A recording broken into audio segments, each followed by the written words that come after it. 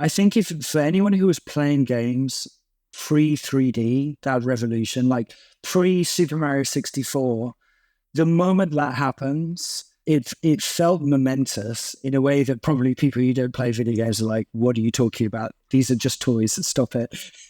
But like, if you care about video games and you think they're important, living through that moment was incredible. Hello and welcome to Why Button, the podcast that asks why we care about video games. I'm your host, Kyle Starr. On this show, I interview creators, enthusiasts, journalists, and media personalities about their origins with video games, what keeps them so interested in the medium, and what excites them about the future. On this episode, I'm joined by award-winning journalist and author Simon Parkin. Most notably, Simon is a contributing writer for The New Yorker, but you'll also find his byline in The Guardian, The New York Times, British GQ, and loads of others. He is the author of 3 nonfiction books, including one of my favorites, Death by Video Game. On top of his writing, Simon is the host of the video game podcast My Perfect Console. It's a show I've recommended on this podcast before, as it shares the similarity of exploring the meaning video games play in our lives, albeit with a very impressive set of guests, including people like Josh Wardle, the creator of Wordle, Ashley Birch, Phil Fish, Ronan Farrow, Peter Molyneux, Jennifer Hale, Lucas Pope, Brian Lee O'Malley, just to name a few. A quick heads up on this one. When Simon and I chatted, I think I was picking up his headphone microphone, which led to some pretty terrible audio. Thanks to Simon's recommendation of Adobe's Enhance AI, as well as my producer AJ's audio wizardry, I think things came out pretty okay. Certainly much better than they were to begin with. But I say this in the event you notice any audio wonkiness, but I'll let you be the judge. Simon Parkin, welcome to Why Button. Thank you for joining me today. This is a real pleasure, as I'm I think a big fan of yours, your current podcast and your writing as well. Yeah, so this is a huge pleasure for me. Oh, thank you. I appreciate that. I first learned about you when I picked up Death by Video Game, which is a book that you wrote a while ago. Yes. The premise for people who haven't actually read the book, I'm just going to read a short snippet off the dust cover here. Riveting and wildly entertaining, Death by Video Game will change the way you think about our virtual playgrounds as it investigates what it is about them that often proves compelling, comforting, and irresistible to the human mind, except for when it's not. And that bit about compelling, comforting, and irresistible to the human mind, I read that going like, that's exactly why I make this podcast. Like, yeah. I'm so fascinated by this idea, really just from my own lens about like, why do I care about this stuff so much? Why do I find it endlessly fascinating? Even if I'm not actually playing the video games, I'm enamored in podcasts and media and news media and all that sort of stuff. And so I wanted to talk to people who has maybe shares that same sort of, sort of sentiment. And why not ask somebody like yourself what it is about this that fascinates you? How do we start this? How did you get into this racket? Like what compelled you to start writing about this stuff? Yeah, so the book you're talking about there, Death by Video Game, came out, I think, 8 years ago now. So sort of the first like proper book that I wrote that came out with proper publishers, like not a coffee table book. I contributed to a couple of things about video games. There's sort of like 1,001 games you should play before you die, that kind of thing before. But that was the first proper, written through book that I'd done that was based on a bunch of articles I'd written sort of over the years. That I brought together to, I suppose, create a kind of thesis about why we play video games and what goes wrong when we don't. And it was sort of different reasons. Each chapter is named after a different thing that I think people, are attracted to video games, for, be that community or a sense of belonging or, challenge, whatever it is, sense of mystery. Some people just love video games because they like trying to find stuff out. Loads of video games facilitate that. And yeah, so the pieces that went into making that book, I probably started writing throughout my career, I guess, over the 6 or 7 years prior to that book coming out. I started out as a freelance journalist, writing exclusively about games, right out of university, really. As a kid, I was like really into collecting things, and my dad is a big collector. He collected gramophone needle tins. So these are when you owned like a gramophone vinyl player. So that's like a record player, but it's got one of those big horns that, acts as an amplifier. And you would buy the little needles that would play the records, and they came in tins, and he had a massive collection of all these tins, like quite an obscure thing. But I would go with him to like the markets in London, and he would go searching for that stuff. And I had my own stuff that I was interested in and was trying to build up little collections. And one of those things was video games. And I was also into rare records and stuff. And when I was a teenager, one of the magazines I would read was called Record Collector. And it sort of was articles about the most interesting and rare records that have been around. They managed to bring it out monthly, and it also had a listing at the back of the magazine of like, the values that month of all the records that have ever come out. I don't know how they pulled it all together, but they did somehow. And yeah, I was sort of finishing my degree at university and was kind of thinking about what I might like to do. And I loved video games. I liked writing as well. And I kind of wanted to be a journalist. So I wrote to Future Publishing, which was the publisher of Edge magazine in the UK. And they also publish PC Gamer and stuff like that. And I just found an email address for one of the publishers in there and wrote to them. In fact, I think it was a phone number or something. Maybe I wrote a letter. I can't remember. Anyway, I wrote to them and said, look, I got an idea for a magazine. I'd kind of like to do the video game version of Record Collector. Can I come and tell you about it? And the guy got back to me and was like, yeah, come to Bath, which is, I don't know, like 3 hours away from London, and tell us about your idea. So I did. I went down there and had a meeting, and yeah, I'm like 22 years old and don't know what I'm doing. but I had a lot of passion and had this meeting with him, and he was like, okay, that sounds great. It's a good idea for a mag. This is before the era that people were into retro games as well. Really, there were no retro game publications at that time. So it was kind of a new thing in the market. But he said, it costs a lot of money to launch a magazine. This is how much it costs to get it into shops in the UK. And he was like, why don't you just write it as a series of articles for Edge magazine, which is one of our well-regarded magazines here in the UK. So that's how I started. I basically became a freelancer for Edge, writing this series of articles each month. I would pick a different system. So I did one for like Sega Saturn, one for Super Nintendo. I don't know, about 12 of them. And a couple of other people wrote some as well. And then after maybe 18 months, they released a special edition of Edge, which was called the Collector's Edition, that had all of the articles that I'd worked on and some other people had as well, collected in one magazine. So I kind of got the thing I'd been dreaming of right at the start, if only for one issue. But basically that set me on the path. I was now a freelance writer for game magazines. And once you've written for one, you could kind of hustle and start writing for others, and then start writing for websites. And yeah, I just kept doing that, and eventually branched out into writing about things outside of games, and eventually got the chance to do the book that you were talking about right at the start. Yeah, indeed. And so you're writing, for folks who don't know, you're writing, spans today, your byline, correct me if I'm wrong here, but your byline, I feel like I've seen in, the New Yorker, Guardian, the New York Times, and now you have 3 books out, one of which is about video games, the other 2, some wartime nonfiction, I believe, if I'm not mistaken, as well. Yeah. You may be the first guest I've had with a Wikipedia page. This is not the question, but does that come with does that feel weird? Does it feel weird to have a Wikipedia page? Oh gosh. I mean, when you start writing books, it's partly because, that things change, and you start having, particularly, I think the weirder thing for me was having books on things that I have made on Amazon that anyone could review. And you very they all say quickly, nice things. They don't all say nice things. And you very quickly learn, like, the way to to mental health is not paved with Amazon reviews. So you quickly learn not to read that stuff, I think, really. And that goes for like Wikipedia, that goes for everything that's written about you online. There just comes a point where you're like, actually, it's harder for me to do the things I need to do in the world if I look at that stuff. So I'm just not going to look at that stuff. And I'm more interested in spending my time trying to put things into the world that I want to be in the world. So, and it's helpful to just be, to a certain degree, unaware of that stuff, I guess. Yeah, I asked the Wikipedia thing because I read on there that your second book, I think it was A Game of Birds and Wolves, was, I guess, picked up by Amblin Productions. Yes, Steven Spielberg's house.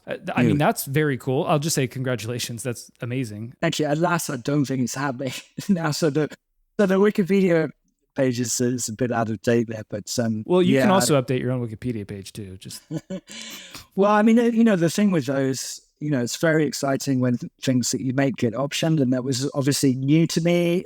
Entering the world of sort of narrative nonfiction, I've had like 2 or 3 things optioned now, and you quickly learn that it's very exciting, but most stuff doesn't get made, for whatever reason. And Yeah, that project did go quite a long way. There was like a full script written, and it was all very exciting. But then, it's kind of was happening through the pandemic, and this happens and that happens, and then it sort of peters out. So maybe it will come back around. Who knows? But as of right now, it's not happening. So. More seriously, you're not a one-note person. You obviously have interests other than games, and the two other books you've written are about wartime issues. What's the draw there for you? Well, the first book that you were talking about there, the Ambling Options, it's called A Game of Birds and Wolves, and it was about a game that a group of young women developed in the early 1940s during the Second World War to help uncover the tactics that the U-boats were using in the Battle of the Atlantic.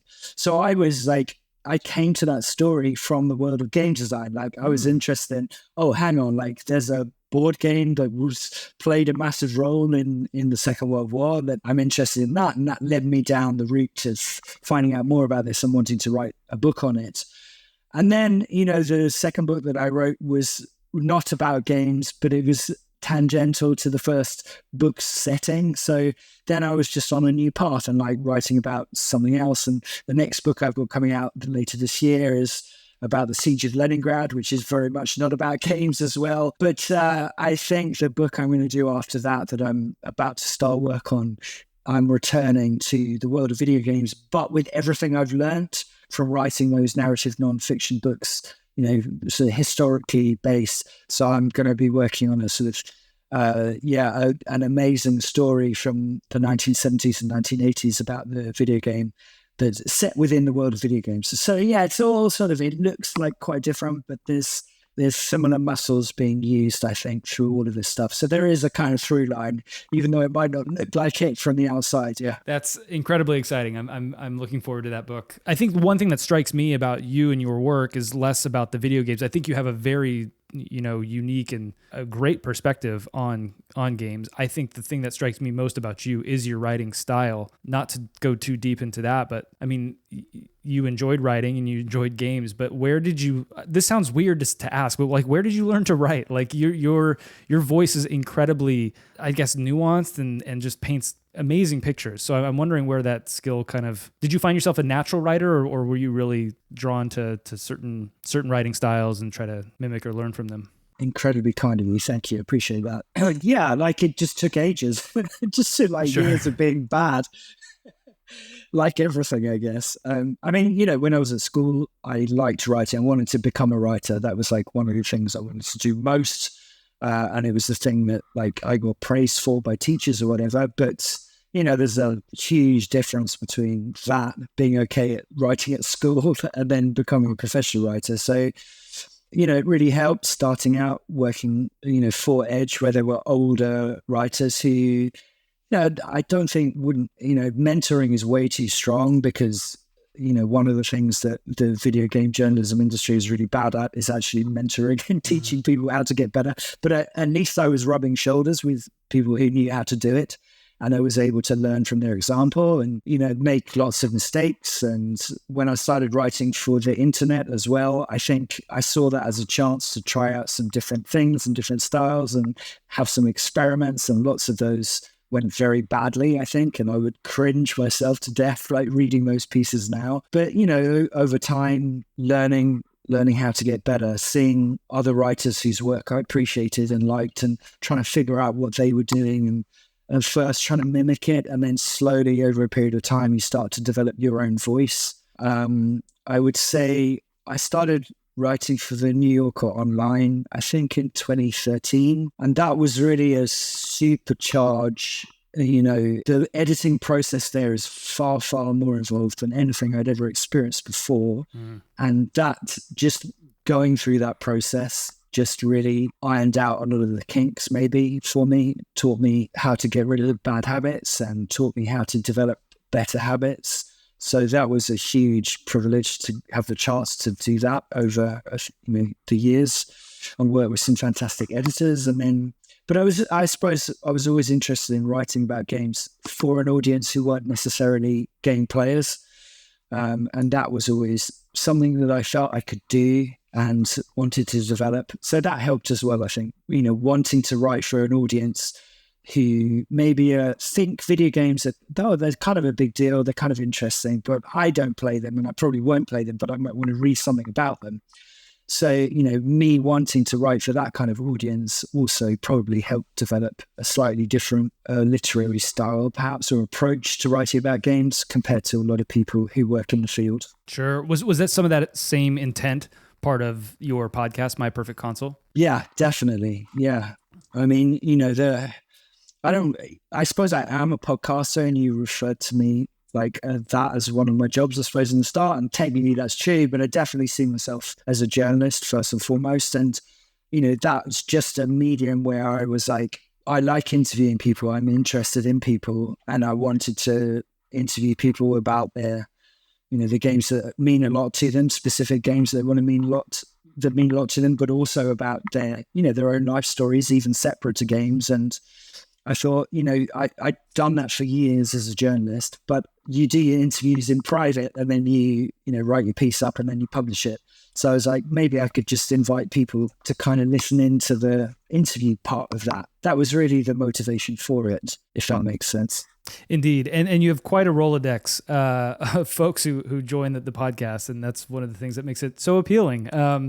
It's quite incredible to hear just the vast, not only I would say the celebrity of certain people, which is I think really, really cool and can draw a lot of people in, but you also have this very wide reach of, I guess, types of people. I think one of my favorite episodes was actually one of your more recent ones. Is it Patrick House? Neuroscientist. Yes. I felt like that was such a fascinating conversation, and how he is able to link video games back to what he does, and how these two worlds sort of collide and intersect.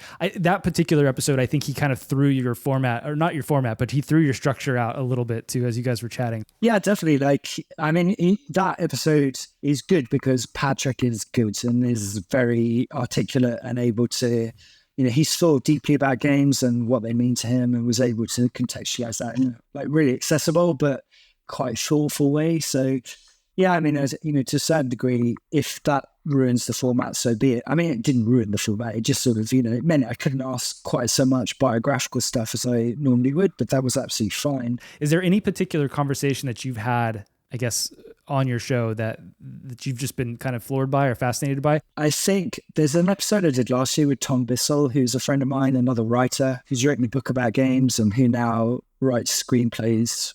I've been friends with Tom for a long time, but I don't get to see him very often. So that was I really treasured that conversation because we rarely just get an hour to talk, and also to do so where I was free to ask him questions, not as a friend, but as someone who's interested in what he might have to say about things.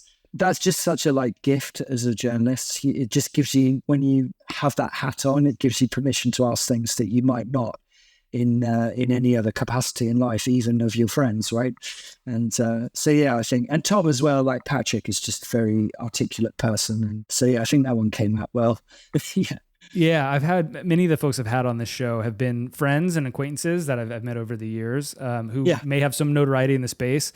The last episode prior to this was Chris Plant, editor-in-chief of Polygon. And lovely guy.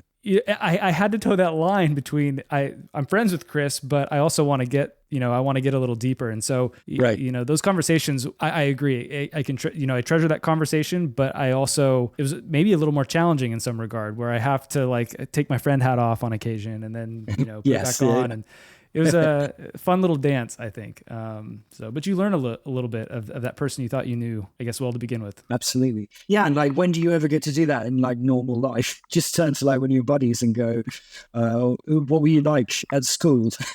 Or whatever. What did your parents do? Yeah, it's quite rare, particularly for men, I suppose. Maybe it's just me. I do find myself trying to engage in these types of conversations more often with folks that I know of. I get really, really curious about people's sort of dreams, desires, careers, paths, journeys, regardless if it's a podcast or an interview or whatever. Right. Just talking, even with friends, family, sort of had this oft idea or dream to, chronicle folks in my life, grandparents or even great grandparents, about what was their journey. I feel like everybody has a book in them, right? And so being able to dive into somebody else's story, let somebody else tell their story, I think is kind of fun and not something everybody gets a chance to do. And so I think providing that avenue is kind of nice. So yeah, that's definitely that's a journalistic instinct as well.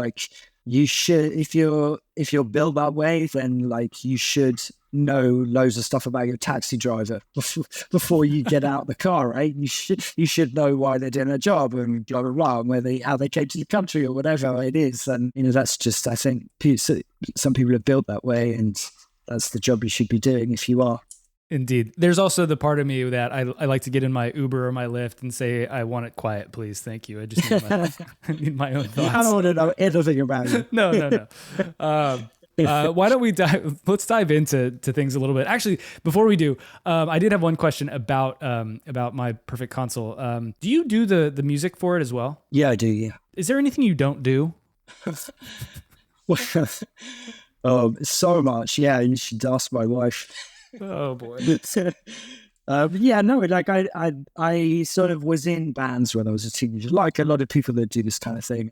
I could see you've got like guitars on your wall, and so I was just in like rock bands and things like that. So I sort of work with audio lots and enjoy that side of things, and that's kind of like my hobby. So the chance to be able to like write, just mess around and make some music is like the bit of the making a podcast I could sort of enjoy the most because it's the bit where it's it feels separate to work, if you see what I mean. It's quite and you're quite talented at it. The music on the show I find is very fun, and I like the new little bits and pieces you threw in there for season 2. It's just little extras. Hopefully that continues to evolve. You told me a little bit about how why you even got into games journalism. This was, you loved games, you loved writing, marry the two, boom, there you are. And you actually, you followed your dream and you landed something that I think a lot of people strive for forever and just it never happens. But digging deeper, like what was that thing that drew you to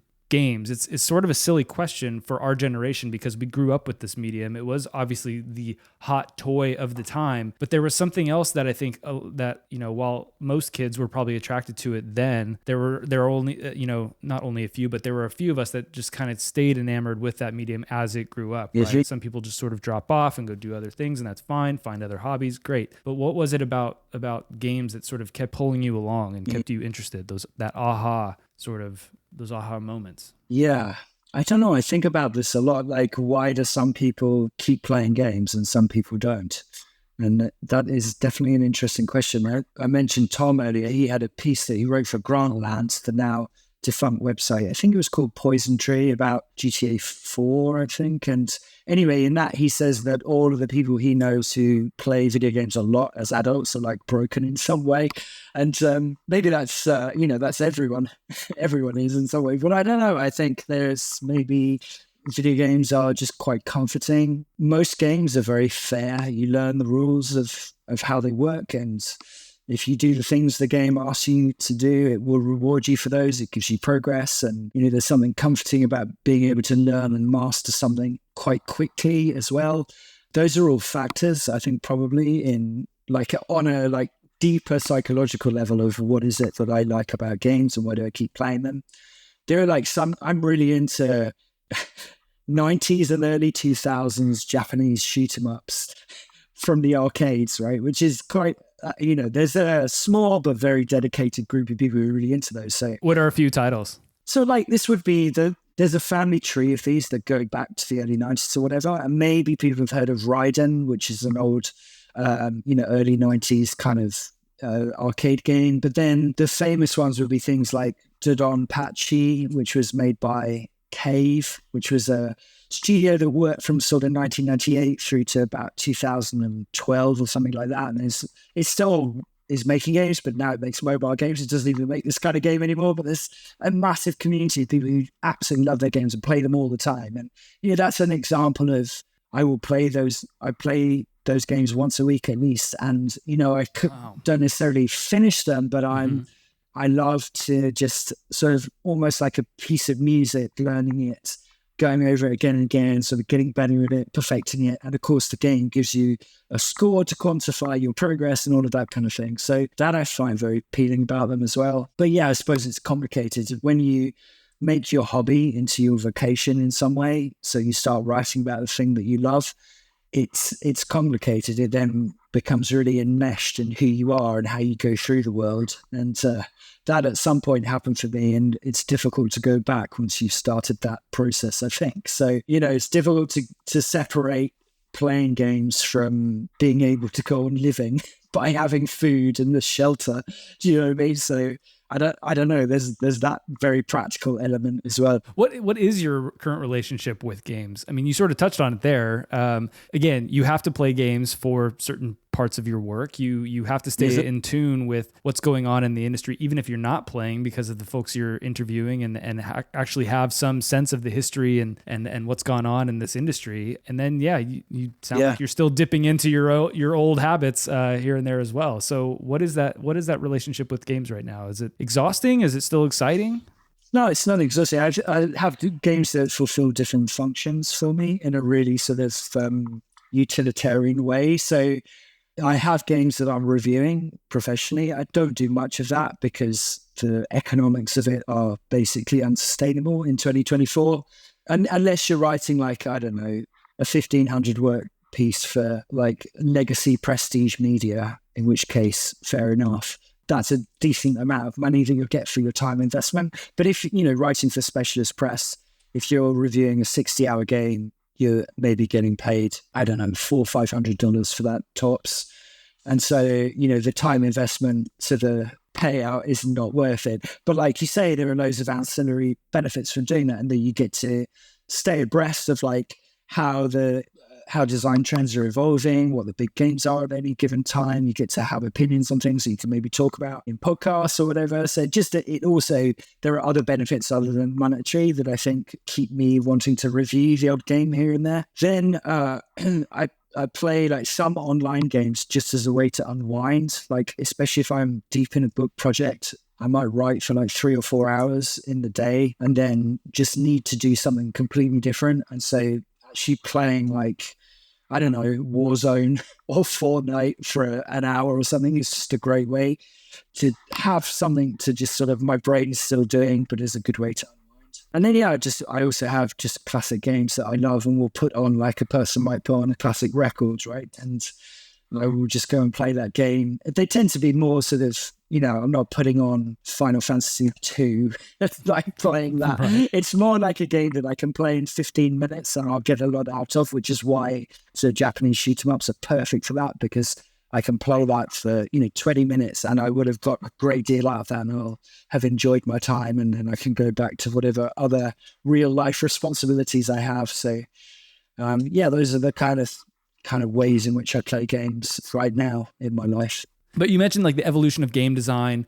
That's something that I think compels me as well, is a hook for me, is like, what is next? This, I talk a lot about on the show, like this medium is something we grew up, like our generation and maybe a little bit before, grew up alongside. We've seen it evolve along with ourselves. And so there is this sort of unique, I think a unique perspective that we have on it that I'm sure folks who were born, when film was becoming a thing or when recorded music was becoming a thing, it was all of a sudden it's, music is a great example. It can become a very different thing once you're able to record it. And then once you're able to record individual tracks, and then once you're able to do more and more in the mixing process, like now it becomes an experiment. You start getting into the Beatles and Beach Boys and what they're doing in the studio. So you can do something completely different with the medium. And I think that's something we get to enjoy or bask in. There is no definition for what this medium can and can't do. Chris Plant's interview was he talked at length about some of the great examples there of like, there are no rules really when it comes down to it. Yeah. And that's what's fascinating. And I think for me, that's what keeps me going. Even if I'm not playing it, I want to watch the latest trailer. I want to see what's coming out because I want to see what people are able to do with this thing that seems infinitely difficult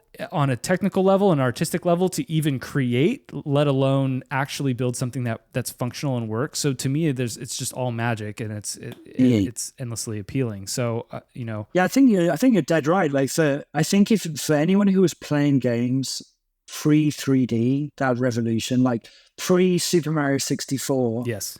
The moment that happens, it felt momentous in a way that probably people who don't play video games are like, what are you talking about? These are just toys, stop it. But like, if you care about video games and you think they're important, living through that moment was incredible. It just felt momentous, like I say. And you're right. Like that really imprints in some way in your brain, doesn't it? Of like, oh my gosh, I am like a kid or a teenager, or I'm growing up alongside this medium that is evolving sort of at the same rate I am.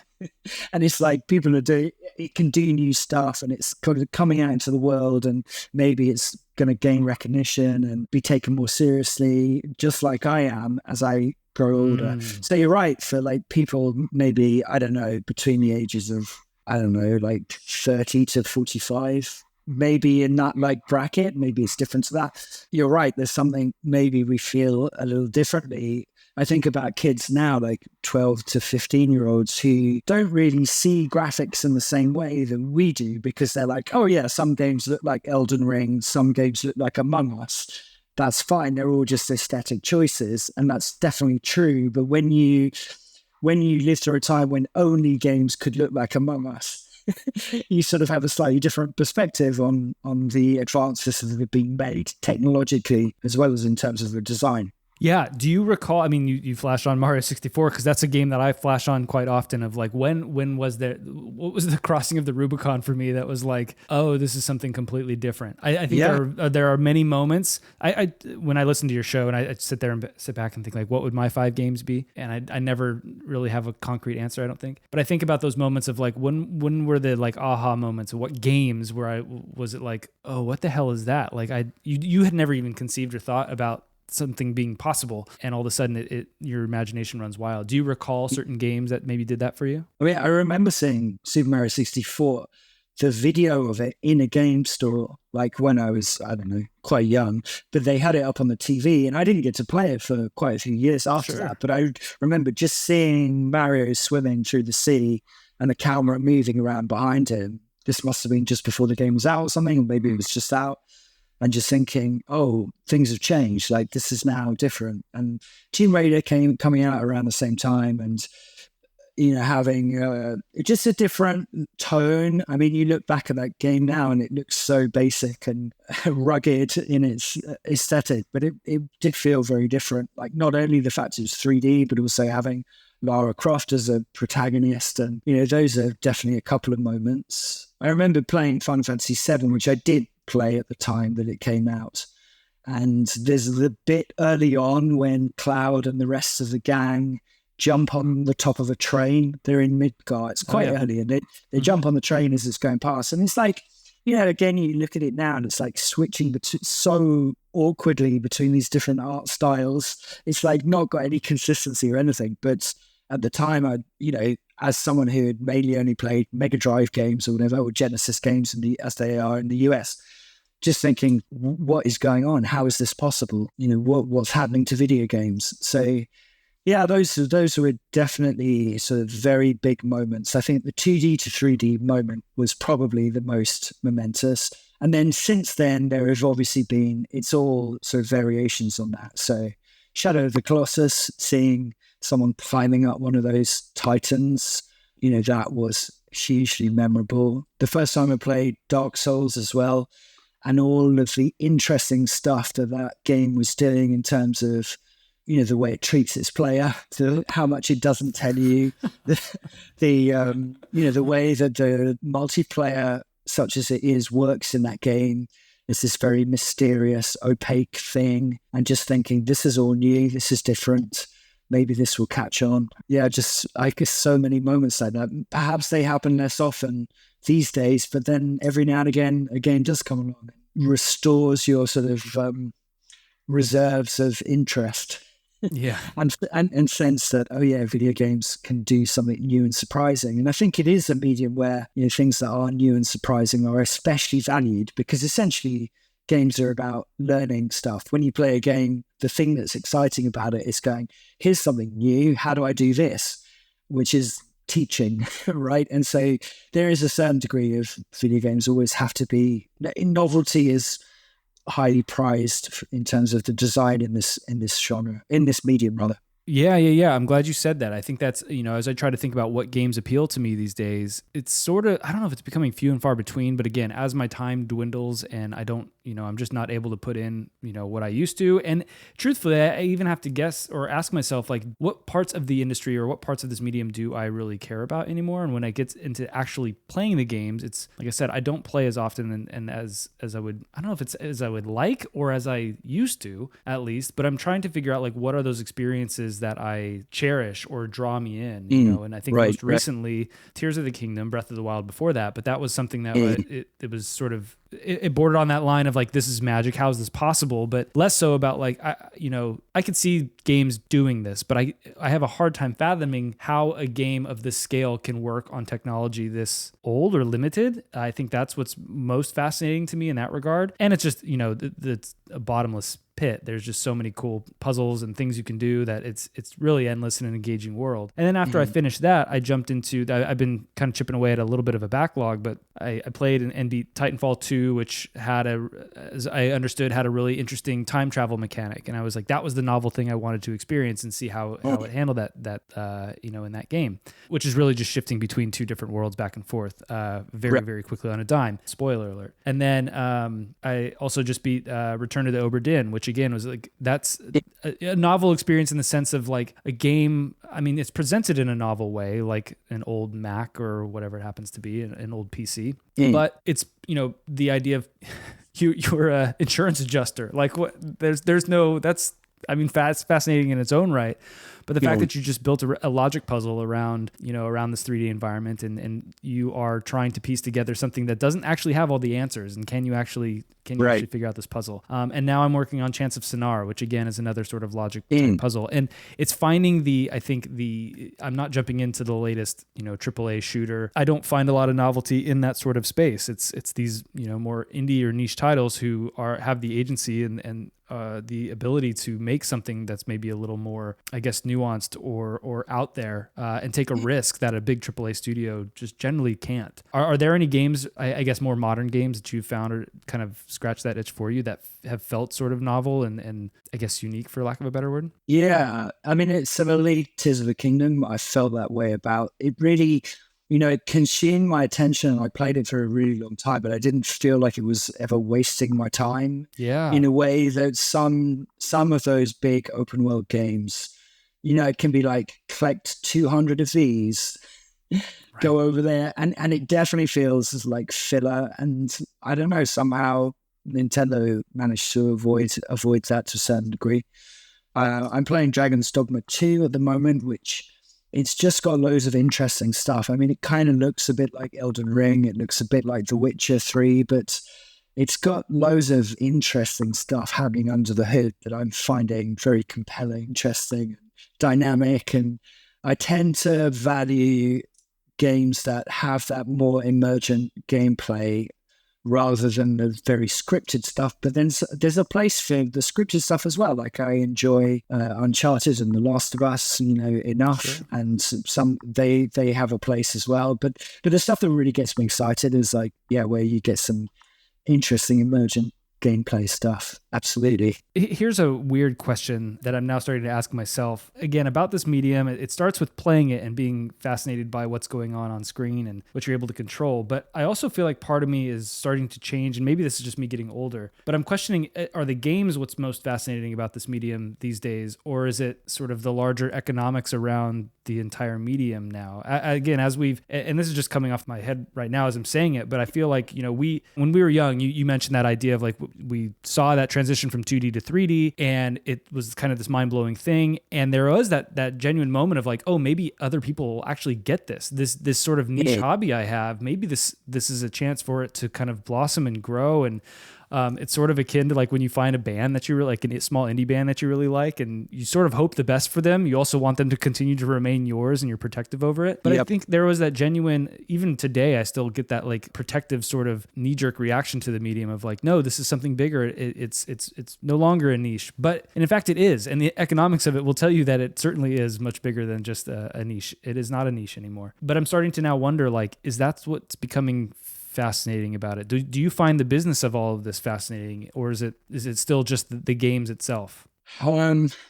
Well, I mean, it's difficult to separate sometimes because so often the economics of how a game makes its money will have an impact on the way it's designed, right? That's been true since the days of the arcade, where designers were explicitly trying to make it so their players could only play for 3 minutes and then they'd be off. And they either would put another quarter in or the next guy can have a go, And so all the way through the medium, we see that now with Battle Pass design and those, sort of games of service titles. You see it in, more and more studios are like, we want to do like a game of service open world game because they're all gunning for that. If we can turn our game into Instagram in the sense that it's something that people log into every single day and it's part of their life and they play it for 5 years, then we're quids in. But, for me, the more interesting stuff of people who, like Lucas Pope, who you mentioned, making Obra Dinn. It's like, I'm actually going to spend 6 months making a small self-contained game that really explores a couple of interesting ideas, rather than the kind of design that's trying to just hook a player in and keep them coming back daily and blah, blah, blah. So yeah, like my knee-jerk reaction is to say I'm not interested in the business side of like games, but of course I am, because it has such an impact on the kind of games that they get to play and enjoy. The other element to what you were talking about there is what space video games occupy in culture. And that I am interested in, because as someone who works, a lot of my efforts are trying to communicate what it is that is good and interesting about video games to broader culture and to very often to cultural gatekeepers. So by that, I mean editors on newspapers or magazines or websites saying, you should let me write about this particular thing that's coming out because it's meaningful and interesting. Yeah, and that is an interesting conversation. And I was listening to your episode with Robert Ashley from Life Well Wasted, and he was kind of talking about when he was young, he just longed for video games to be taken seriously by culture at large, or played by a much larger amount of people, and now they are. He kind of like slightly curses that wish or can't quite deal with it, and I understand that as well. Like, video games are ubiquitous, aren't they? But not always in ways that it's not always people talking about the things that I find interesting about games. But that I suppose that's part of it. That becoming widespread and becoming massively popular is there are going to be all kinds of different conversations about why games are interesting, why they're meaningful. I don't think for all that they make loads of money, right? There's a cliche in writing about games is that in your first paragraph you go, hey, guess what? The video game industry makes 3 times more than Hollywood's, right? People have been doing that since like 1983 or whatever. And it to the point that it's now, it's something that, if you're a professional writer on games and you see someone doing that, it's just a massive eye roll, even though, it's of course like a useful way to communicate to people. Games matter financially, economically, and they do, but like culturally, they're still like parochial. They're still, a backwater, and there are various reasons for that. They're not hip hop. They're not even movies. They're certainly not Netflix or anything. They're still like this.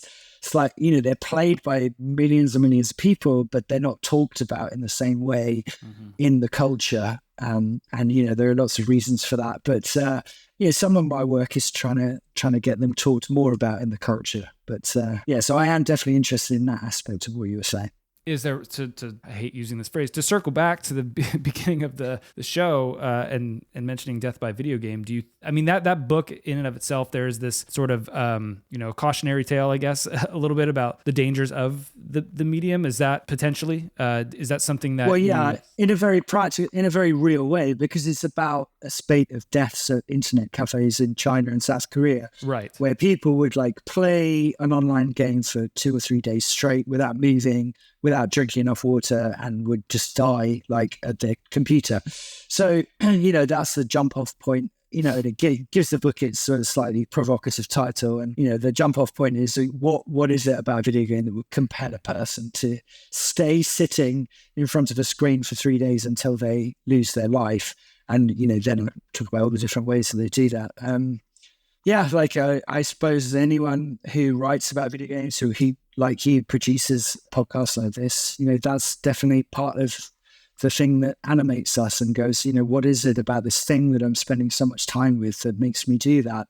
Is it, as my teachers warned when I was 8 years old, a massive waste of time, or is there something else going on here, or is it both of those things at different times? So that does still interest me. I think, just the act of saying, I'm going to play a game and I'm going to write about it in a professional capacity, or I'm going to record an episode about it, is by its very nature saying, what is it about this thing that I find interesting or compelling that's causing people to spend their time with it? That's what the job is.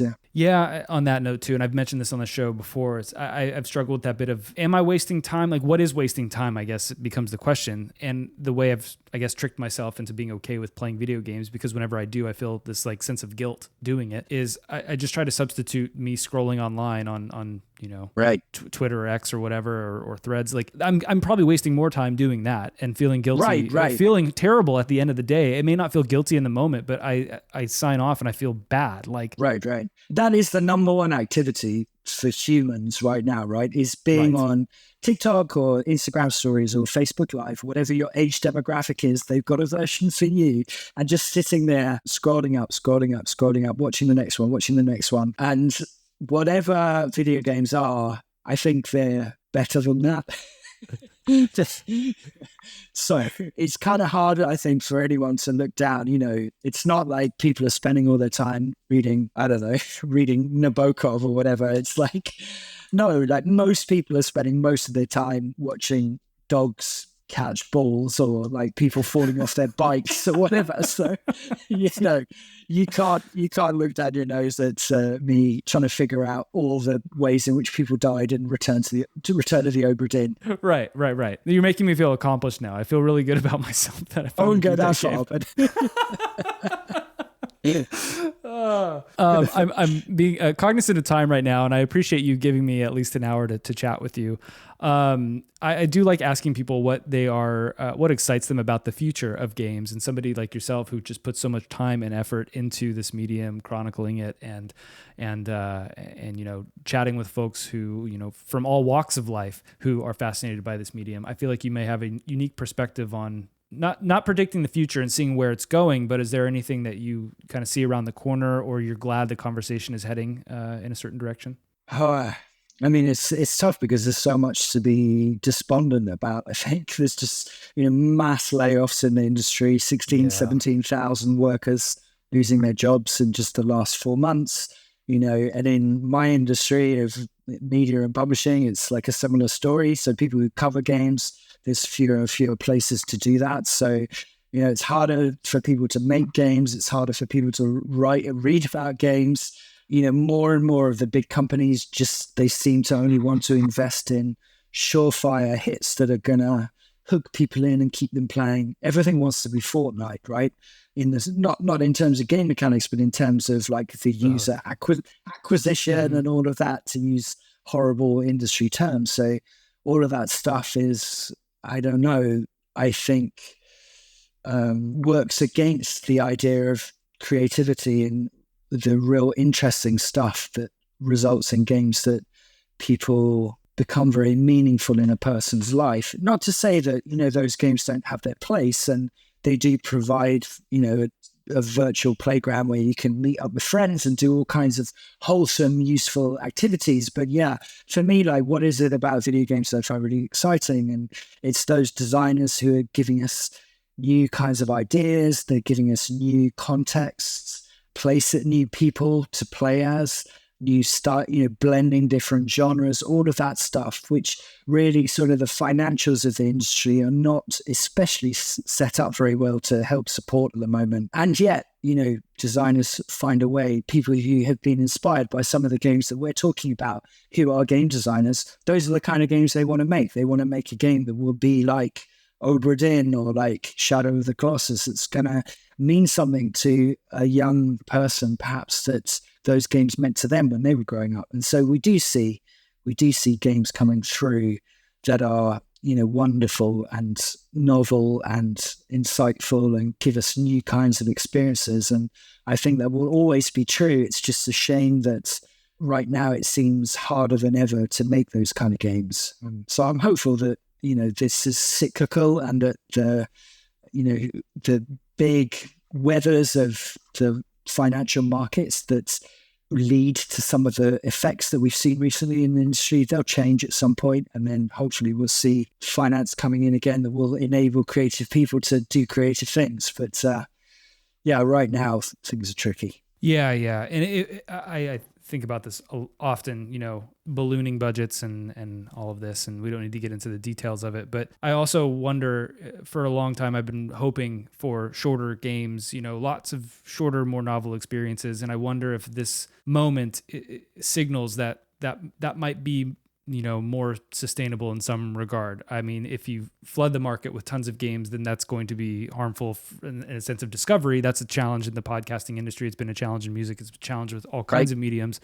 So that's one side effect. But the other is you not, spending, hundreds of millions of dollars as a risk at a gamble that ultimately affect, hundreds, if not thousands of people's lives at the end of the day. I don't know. I don't think any of us know the right answer. And we'll just, like you said, we'll see how the storm is weathered and see what happens on the other side of it. But I think we can all hope for something better than what's going on right now. Definitely. I'm going to let you go in just a moment.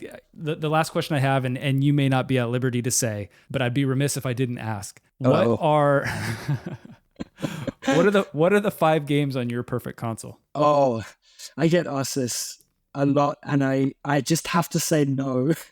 Because I even had one guest on my show literally asked me halfway through, tell us one of your games, and I had to cut that bit out because I was I think I might do it at some point as an episode, and I do get asked quite a lot to do that, but I'm not at liberty to say right now. I figured it was a stretch. That's got to be how the show ends at some point.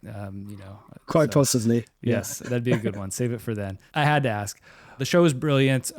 You obviously have a full calendar of stuff that you are working on. You're putting out episodes once a week. You're continuing to do reviews and write for folks. I see you step into the Guardian's Pushing Buttons newsletter every now and then. There's Simon stepping in, and then I guess loads of interviews. And do you have another book in the works right now? Or are you working on? Yeah, I got a book out in August in the UK, and I think it's in September in the US.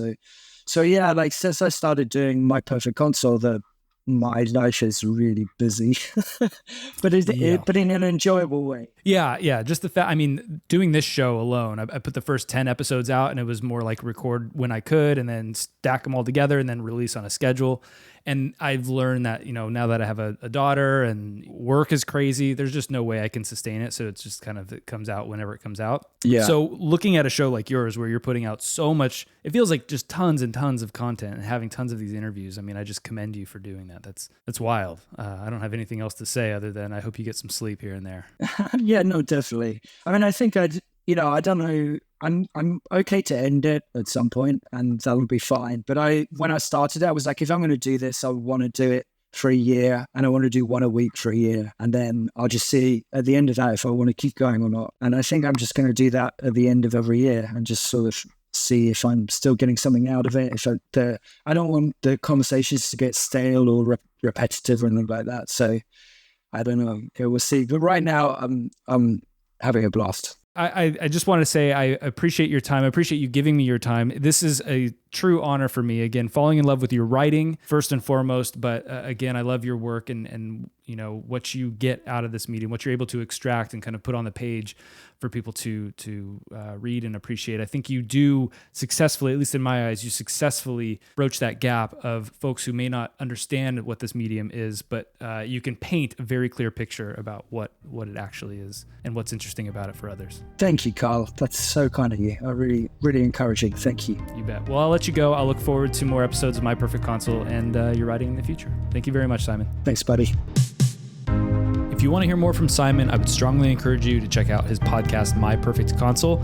I mentioned it at the top of the show. There's a lot of similarity between this show and his show. That is totally coincidental. When I started this show, I wasn't really aware of his, and then all of a sudden I happened upon it, and it was just like again, very, very, very similar takes, interviewing people about the role and the meaning of games in their lives. I will also include a link to Simon's website and his books and writing that you can find online. There's a lot of great stuff out there. Oh, that's right. The Guardian puts out I think it's a bi-weekly newsletter done by Keza McDonald called Pushing Buttons. And sometimes Simon jumps in and contributes to that as well. So you might find his writing on that. I would strongly encourage you to subscribe to that too. It's a great newsletter. In this episode, I mentioned a few games that I had been playing. I wanted to say that I have finished Chants of Sennaar, which was a lovely video game. Highly recommend it. Also, Simon and I mentioned Return to the Obra Dinn a few times. If you enjoyed that game or are thinking about playing it, I might recommend the latest book by David Grann, the author of Killers of the Flower Moon, his book called The Wager, about the mutiny that occurred on the British warship The Wager in 1741. Lots of similarities between the two experiences. Obra Dinn might be better after reading The Wager, but I'm finding The Wager to be way more fun now that I've explored an old warship and its crew in a video game. Anyway, there you go. Just a little recommendation. The Wager and Obra Dinn, both great. If you enjoyed this episode or the show in general, please share it with a friend. The easiest thing to do might be to share the website ybutton.online. That includes links to most podcast platforms. I'd also appreciate a rating or review on Apple Podcasts, Spotify, or wherever supports that kind of thing. If you want to get in touch, ask me questions, or recommend guests, feel free to reach out to ybuttonpodcast@gmail.com or on Threads or Instagram at ybuttonpodcast or on Mastodon at ybutton@mastodon.social. You can also find me on Threads and Instagram at _Kyle Starr or Mastodon at kylestarr@mastodon.social. This episode was produced by AJ Filari. AJ, thanks for being open to allowing a robot to assist with this one. The theme song was written by Starr, which is me, featuring my friend Scott Wilkie. It's called On the Same Page. You can find it on all streaming platforms. Thanks again for listening to Y Button, and remember, when you press Y, ask why.